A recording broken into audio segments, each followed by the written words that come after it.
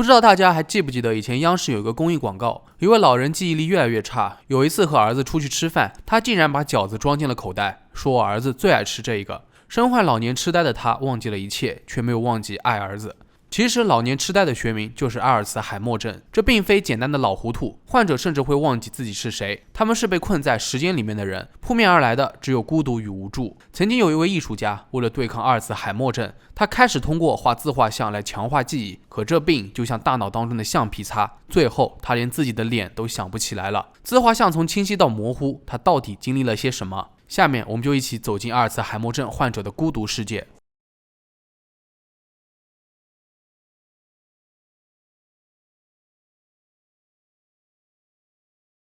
有人说这类患者的大脑就好比一排书架，其中每一本书都代表了一段记忆，然而书会接二连三的倒下，偶尔也会重新回到原位。其实在这之前，我一直以为阿尔茨海默症的患者只是记忆力差，并不像别的疾病对身体影响很大，可实际上阿尔茨海默被称为不危害生命的绝症，而遗忘仅仅只是个开始。我们先来简单了解一下，阿尔茨海默症是一种发病较慢、存在隐匿性的疾病，它被分为3个阶段。第一阶段为轻度时期，患者的生活还能自理，通常的症状是记忆力下降、丧失短期记忆。第二阶段为中度时期，患者记忆力下降比较明显，生活自理能力也受到了一定的影响，比如不记得回家的路、走错家门等等。第三阶段是重度时期，患者在这个时候已经不记得家人和自己的名字，甚至还会出现被迫害妄想症，脾气暴躁，而且他们的生活已经完全不能自理了，需要24小时的监护。然而被最亲的人遗忘、推开，甚至还要对抗，患者家属的痛苦是我们无法想象的。可现实就是这么的残酷，即使家属尽心尽力的护理，投入120%的耐心，都无法改变这既定的结局。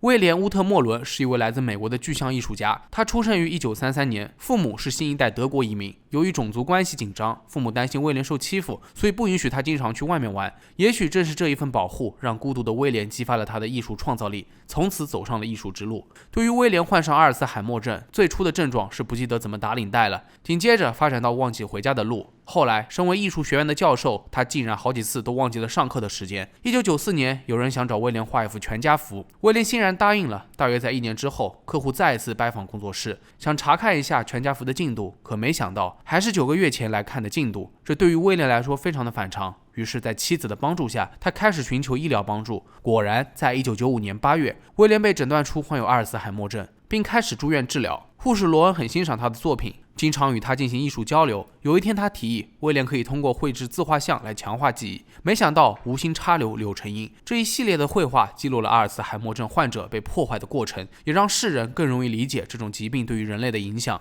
关于威廉的自画像，我们可以参考一下1967年的这张画，当时他还很健康，后来即使生病，威廉也总是在画画，他恨不得每时每刻都拿着画笔。1996年，威廉又画了2张，可以明显的感觉到，随着心智的退化，作品的画面越来越平了，缺乏细节和空间感。这是1997年的自画像，长时间病魔的打击，威廉早就失去了灵性，他也意识到自己不再有画画的天赋，悲伤与无助快溢出整张画作。在1998年的这幅自画像上，威廉对于艺术的感觉已经失控，比起原先的画作没有了空间感，更不要说构思能力。现在的笔触就像是一个正在学习抽象画的作品。1999年，威廉已经不记得自己的脸了，他随意乱画，脸上都是乱七八糟的阴影。他不再是才华横溢的艺术家，更像是一块没有思想、空洞的海绵。再来看威廉的最后一幅自画像，这幅画创作于2000年，他只画了一个头部，除了眼睛、嘴巴和类似于耳朵的东西之外，面部中央有一条缝隙，右侧完全是空白的，没有任何五官。威廉最终还是被阿尔茨海默症打倒了，他的自画像也以这张潦草的头骨图结束。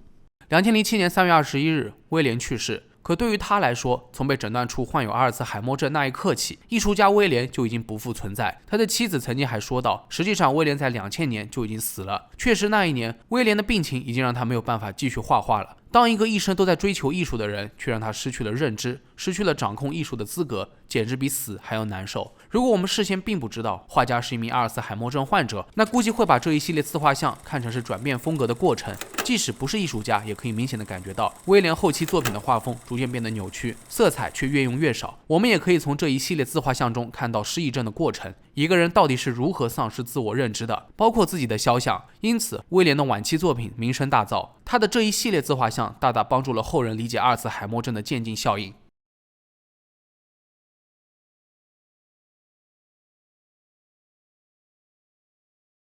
令人心碎的是，目前阿尔茨海默症没有治愈的良方，毕竟脑细胞的死亡无法逆转。注意到刚才的这个标题了吗？一名31岁的孕妇竟然患上了阿尔茨海默症。视频里面的这位女子名叫丽贝卡·多伊格，她一脸幸福，肚子里面有一个健康的宝宝。可当被记者问到看着宝宝一天天在成长有何感觉的时候，丽贝卡刚说完这很疯狂，转头就支支吾吾，小心地询问丈夫，自己忘记了对方的提问是什么。其实这种情况每天都在他们家上演。根据丈夫的回忆，患病之前，丽贝卡是一个充满活力的人，性格活泼开朗，身边有一大群朋友。可谁都没想到的是，这种看似老年人专属的疾病会降落在一个年轻的人身上。一开始，丽贝卡有很多衣服和包包都找不到了，她死活都想不起来放在了哪里。这个时候，大家只是觉得她很糊涂，肯定是东西太多了，不知道放在哪里。但到了后来，丽贝卡发展到几乎每个礼拜都会丢一次钥匙，或者不记得车停在哪里，这真的很反常。于是她去了医院，没想到就被诊断出患有抑郁症。可不幸的是，即使有药物的干预，丽贝卡的情况也断崖式的下滑。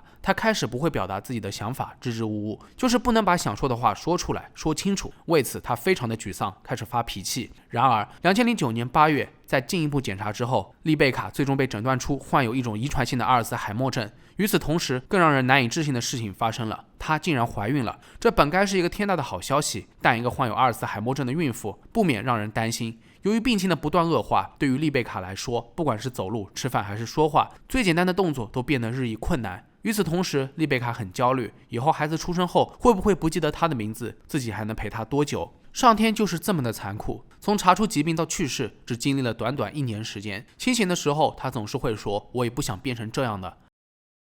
”2011年，32岁的丽贝卡就去世了，留下了15个月大的女儿。在最后的时光里，不管有多么的糟糕，每当丽贝卡看到父母、丈夫和女儿，总会眼前一亮，因为这是她不管清醒与否，始终无法割舍的，是最刻骨铭心的亲情。大家有没有发现，有的老人外出，脖子上就会挂着一块牌子，上面会写着姓名、电话和家庭住址。如果老人一时迷了路，就能靠这些信息联系到子女。也许这就是一个阿尔茨海默症患者。对于家属来说，眼睁睁地看着亲人一点点的消磨记忆，自己却无能为力。人世间最痛苦的事就莫过于此。放眼望去，阿尔茨海默症并不陌生。各位身边有这样的患者吗？可以在弹幕里或者评论区告诉我。据说大部分阿尔茨海默症患者的心智都会回归到孩童时期，他们喜怒无常，忘记自己在哪里，不认识子女，甚至会忘记自己是谁。他们被困在了时间的长河里，正在和亲人进行一场漫长的告别。越是接近死亡，他们越会呼唤母亲的名字，真是让人心碎。从呱呱坠地到牙牙学语，从蹒跚学步到懵懂无知，我们在父母的细心照料下长大成人。可是有一个非常现实的问题，如果他们不幸患上了这种疾病，连孩子都不如了，各位又能坚持照顾父母多久？是否也能做到不离不弃呢？不管怎么说，还是希望医学的进步能够早日破解这个疑难杂症。在这之前，希望大家都能够用最大的耐心去呵护阿尔茨海默症患者，就像是小时候父母照顾我们一样。他们可能会忘记你是谁，但永远也不会忘记你爱吃什么，永远爱着你。那好了，本期视频到这就结束了。如果觉得视频做得还不错的话，也别忘了点赞、收藏和投币。我是正正，咱们下期视频再见吧。